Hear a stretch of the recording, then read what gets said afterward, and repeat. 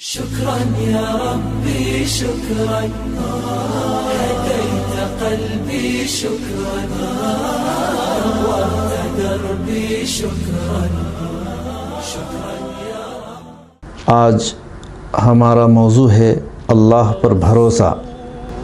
قال اللہ تعالی فی القرآن المجید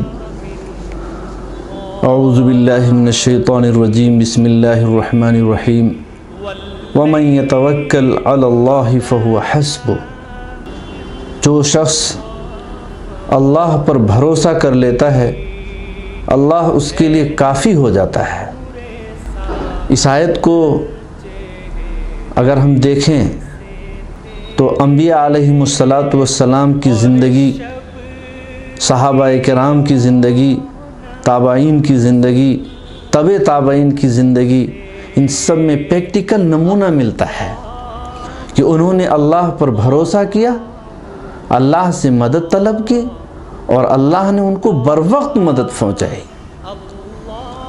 حضرت ابن عباس رضی اللہ تعالیٰ عنہ سے مروی ہے، وہ فرماتے ہیں کہ جب حضرت ابراہیم علیہ السلام کو نمرود میں آگ میں ڈالا، اس وقت آپ کے پیچھے کوئی طاقت نہیں، کوئی بیک گراؤنڈ نہیں، لیکن سب سے بڑی طاقت اور سب سے بڑا بھروسہ آپ کے لیے اللہ تھا۔ فرشتوں نے آپ کی مدد کے لیے آپ سے کہا، لیکن آپ نے فرشتوں سے کہا بس اللہ ہمارے لیے کافی ہے، حسبنا اللہ۔ اور پھر اللہ تعالیٰ نے اس آگ کو ٹھنڈا کر دیا، گلزار بنا دیا۔ تو اللہ پر بھروسے کا مطلب اور اللہ پر بھروسے کا جو رزلٹ تھا وہ ہمارے سامنے تاریخ میں ملتا ہے، قرآن میں اس کا گواہ ہے۔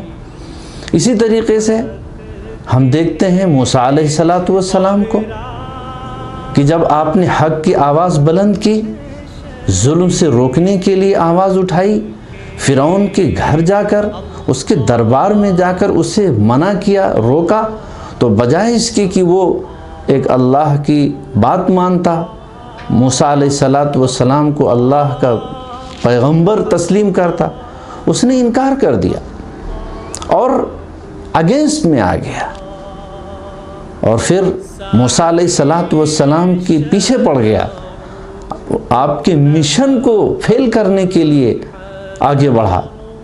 موسیٰ علیہ السلام آخر تک اسے راہ حق پر لانے کی کوشش کرتے رہے۔ جب یہ دیکھا کہ یہ باز آنے والا نہیں ہے، ماننے والا نہیں ہے، تو پھر اللہ کے حکم سے آپ نے شہر مصر چھوڑا اور دریا پر پہنچے۔ پیچھے سے لشکر ہے، سامنے دریا ہے، اور ساتھ میں وہ مظلوم قوم ہے جو ابھی تک ستائی گئی تھی۔ موسیٰ علیہ السلام کو اس وقت میں کوئی چیز سامنے نہیں نظر آئی سوائے اللہ کے، اور آپ نے اس وقت اللہ کو پکارا پوری ہمت کے ساتھ اور کہا حسبنا اللہ۔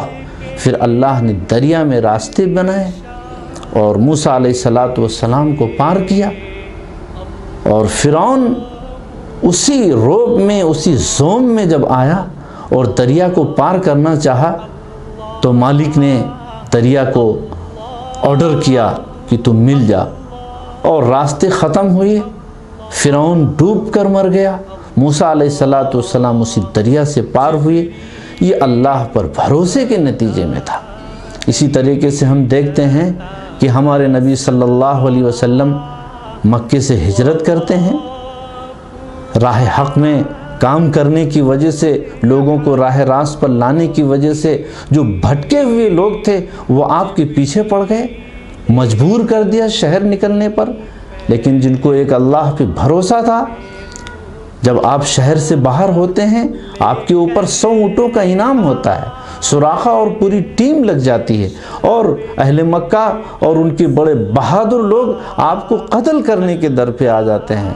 اس وقت آپ غار میں چلے جاتے ہیں اور دشمن بھی غار کے دہانے تک پہنچتا ہے، لیکن جب ہمارے نبی نے یہ فرمایا لا تحزن ان اللہ معنا، غم مت کرو اللہ ہمارے ساتھ ہے، اس وقت اللہ تعالیٰ نے ایک مکڑی کے جال کو اور اس میں کبوتر کے گھونسلے کو ایسا بنا دیا جیسے ایک بہت بڑا قلعہ ہو.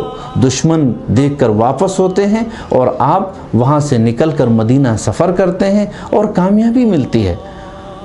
تو اللہ پر بھروسہ، اللہ پر یقین، اللہ پر توکل نیک اور صالح بندوں کا شیوا رہا ہے، پیغمبروں کا طریقہ رہا ہے، اور جتنی بھی تحریکیں آج تک آئیں اور چلیں گی ان سب کو کامل یقین اور بھروسہ اللہ پر، وہی نجات کے لیے ان کے لیے کافی ہوگا. وآخر دعوانا الحمدللہ رب العالمین. بدر کا پیغام یہ ہے کہ اگر کوئی کوشش کرے تو اپنی قوم کو اونچا اٹھا سکتا ہے، زبردست تبدیلی سے دشمن کو کراری مات دینے کے قابل قوم کو بنا سکتا ہے. بدر صرف تاریخ کا ایک ورق نہیں.